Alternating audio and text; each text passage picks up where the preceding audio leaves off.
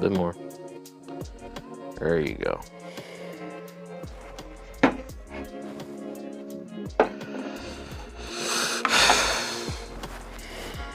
Okay, got the beer. I need one more thing, okay? Alright, got the rest of this apple crown. I'm just gonna just top that off in there too.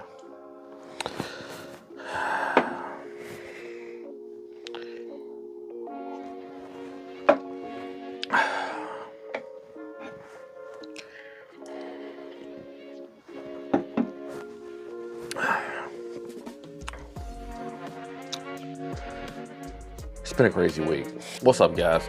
My name is Malcolm and welcome to Loung'n. Now, today is going to be a little bit different. We're going to be doing not a reaction, but more of a review of the new trailer that just came out, the Transformers Rise of the Beast. If you don't know, if you haven't seen it or haven't heard about it, like, it came out yesterday and it's been pretty much spreading like wildfire. I've been watching YouTuber after YouTuber after YouTuber after YouTuber react to this video because, I mean, it's Transformers. It's going to be a big deal whether it goes well or it doesn't. A lot of people feel that the Michael Bay films left a sour taste in their mouth, but for me, being a Transformers fan, I still show up. Even though I feel like it might be a bad movie, I still show up because maybe it's not going to be a bad movie. Maybe they're going to turn over a new leaf and everything is going to be, you know, great again, just like the first movie. And I even thought the third movie was really good. The second one I could do without, but the other few with the Mark Wahlberg, no offense to Mark Wahlberg, just wasn't feeling it. But Bumblebee, everybody liked it, including myself. I loved it, actually. And my wife, my niece, my daughter, and I, we just finished watching the Bumblebee movie because of the release of this trailer. You know, just kind of felt like I was in the mood to watch something Transformer. And I wanted to watch it just to refresh my memory on Bumblebee. And hopefully this movie is going to be good. I mean, the trailer sure as hell looks like it is. And so, like I said, we're just going to do a pretty much like a play-by-play of the trailer. You know what I mean? Just my thoughts on it, pretty much, because I got a few thoughts on it. I don't have all the information as far as the Rise of the Beast Transformers movie, because honestly, I thought it was a myth. Like, I've heard about it from this YouTuber. I've seen it on this post about the fact that it's going to be introducing the Beast Wars Transformers into the movie. To me, that seemed kind of far-fetched, and I just didn't think that it was going to happen until this trailer released yesterday. I saw like a reliable source as far as YouTube post this trailer, and I had to take a step back for a second, like, this can't be real. Like, this can't be real. So I played the first 15 seconds and I had to pause it, and I pretty much jumped out of my seat. Like, I had to gather myself again, because it, to me, like I said, it just didn't seem real, because the Beast Wars is what I grew up on. Like, Optimus Primal was my Optimus Prime. Megatron, the T-Rex Megatron, was my Megatron. You know what I mean? Like Rat Trap, Cheetor, Rhinox, like all those, like, that's what I grew up on. I didn't grow up on a G1, not that I have anything against it, you know, but the Beast Wars pretty much like stemmed my love for Transformers. I always thought the concept was cool. I never really, I think we might have had a toy or two back when, you know, they have the G1 iteration, basically. And that, you know, it was just me playing with toys as a kid, as far as I can remember. But, you know, when I saw Beast Wars, I don't know, something clicked. It was just the fact that they had these, you know, robotic animals taking the form of, you know, different beast to be in disguise, basically. And the premise of that show was basically they're the descendants of the Autobots and the Decepticons. They're pretty much 300 years into the future. They start their own war. They pretty much get teleported. I guess they go through a wormhole and they go back into the past, into the prehistoric past, and they pretty much land on Earth. And so once they crash, they scan the area so they can find different animals that they can assume, so that they can go undercover as these animals. You know, they're in disguise, so to speak. And it turns out that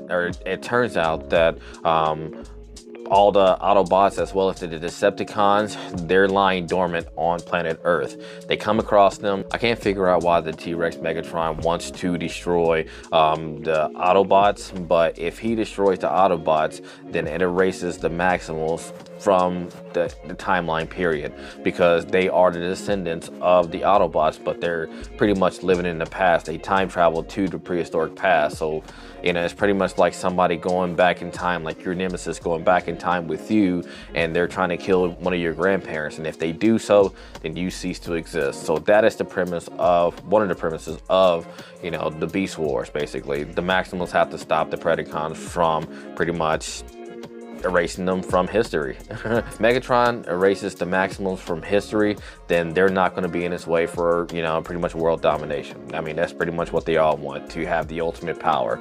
But later on, they become transmetals and whatnot, and the transmetals, I don't know, it just did a lot for me. It did a lot for me. I love that show. I still love that show. It still holds a special place in my heart, you know. But like I said, we're gonna go watch this trailer, gonna see what I think about it, and hopefully y'all can let me know what you think about it. You know, are you excited about it? Are you a Transformers fan? Are you, you know, in between? You know, is it like a gray area for you all or whatnot? Like, what do you think about the Michael Bay films, and what's your favorite one? And do you like the Bumblebee movie iteration? Because I really do like him. I think it's a family-friendly movie, hence why my family and I just finished watching it. But without further ado, I'm gonna go ahead and start this trailer, okay?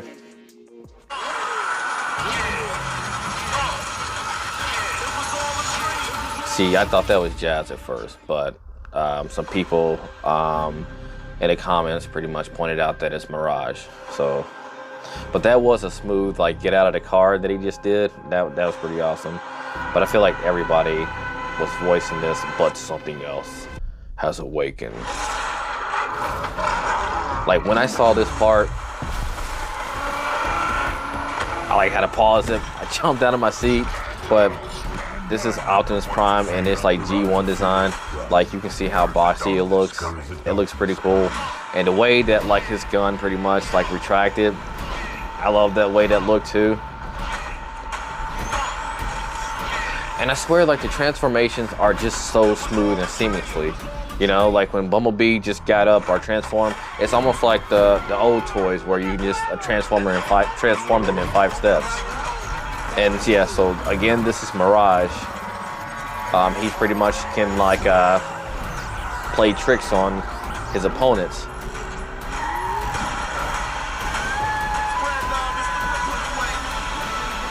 There's Tudor right there. Oh shit. RC. I think she's being voiced by a YouTuber, which is crazy. Optimus Primal. Bumblebee's always getting caught, like, up by the neck.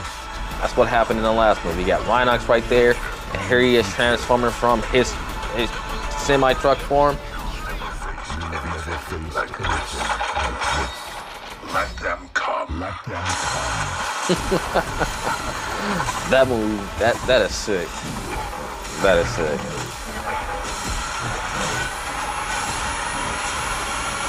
I hope it's a pretty lengthy fight. I want it to be like, I want to see some people fall. Look, but again, look at this. Just how he steps out of the car. Smooth, just smooth.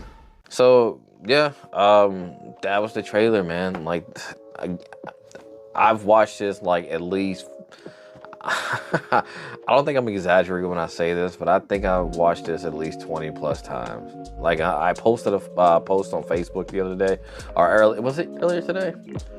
I made a post on Facebook stating that I've watched this trailer at least 15 times. I think that's upped it to probably 20 to 25 times at this point. I mean, this is pretty much the same as whenever the first trailer to the original Transformers back in 2007 came out. Like, I replayed, and I even got to see that movie like almost a week before it came out. Like, I was really trying to hold out, but my brother, you know, rest in peace, man. He came to me because he worked at the theater at the time. I wasn't working there. And whenever a movie would come out, it was back when film was still a thing. They would have to like splice the film together, and they would have the showings a few nights before just to make sure everything was, you know, put together properly and it was running smoothly. So once they showed it to the public, everything will function properly. So he came up to me, you know, I was at home. He came all the way home because we live like a couple blocks away from the movie theaters, but he came home. You know, he's rushing into the room. He's like, hey, do you want to see Transformers? And I'm like, I'm trying to hold out until like the day that it actually comes out because I want to experience the magic of being in a full theater and with everybody just hooping and hollering, cheering and clapping and everything. Like, that's what I wanted to hold out for. But, you know, me just like, I'm like, yeah, I want to see it. So like, we got up, we went to go see it, man, and it was just smile from ear to ear from the moment it started until the moment it ended, dude. And I still even remember the feeling, like just sitting there, just enjoying this movie that I couldn't believe that came to life. You know, Michael Bay brought that movie to life for me, and I do appreciate that. And so if it were for him, these movies wouldn't exist. The Bumblebee, the Rise of the Beast, like these movies wouldn't exist. So I think you got to give credit where credit's due, even though let's see, maybe the second one, the fourth one, and the fifth one, I think those are the ones that weren't like that much, so, or if at all. But yeah, you got to give credit where credit's due. I mean, you know, it's pretty much him just paving the way for people like this. And the way I see it, it's like those people who probably sat in the theaters watching the 2007 film, they're probably, some of those people are probably the ones working on this film now. I mean, they didn't think about it, but probably sitting there, they were probably thinking like, man, I would really like to see, you know, Beast Wars come to life. You know, those Beast Wars fans. Now they finally got the chance to be able to bring that stuff to the silver screen. Like, that's what I'm excited about, man. Like, that's where the nostalgia hits for me. It's the Beast Wars, man. Like, I've had so many Beast Wars toys. Like, it was all dope. Like, childhood was great as far as I was concerned at that point. But, I mean, I really am excited about this movie.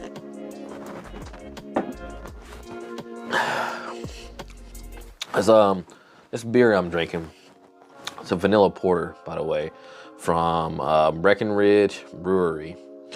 Just picked this up from my local liquor store a couple blocks up the road, and I'm actually enjoying it. I think I got maybe one left out of a 6-pack. Wasn't really that expensive, you know, but you know, 'tis the season for stouts and porters and all those, like, you know, heavy, you know, chocolatey vanilla drinks, you know, or chocolatey vanilla craft beers. I know craft beers probably aren't a lot of people's things, but you know, I like them from the time to time because, you know, they can be filling. That can be the problem about stouts, man. And porters and craft beer in general, like one beer make you feel like you ate a whole plate of food. But I'm also sipping on this Crown Apple. My cousin passed away not too long ago, maybe I think on the 16th of November, and one of her favorite drinks to drink was Crown Apple. So I bought this bottle after her funeral to pretty much, you know, remember her by. So here's to her, and hope you all are having a great evening. Again, are you all excited about this movie coming out? If you are, let me know why. Did you see anybody in the trailer that you were hoping to see, or is it somebody in the trailer that you didn't see that you want to make it, or any questions that you have in regards to the movie? Like, you know, let me know in the comments. And even if you just want to say what's up, say what's up. So with all that being said, I'm going to go ahead and get out of here, and I'm going to catch y'all in the next one. Peace.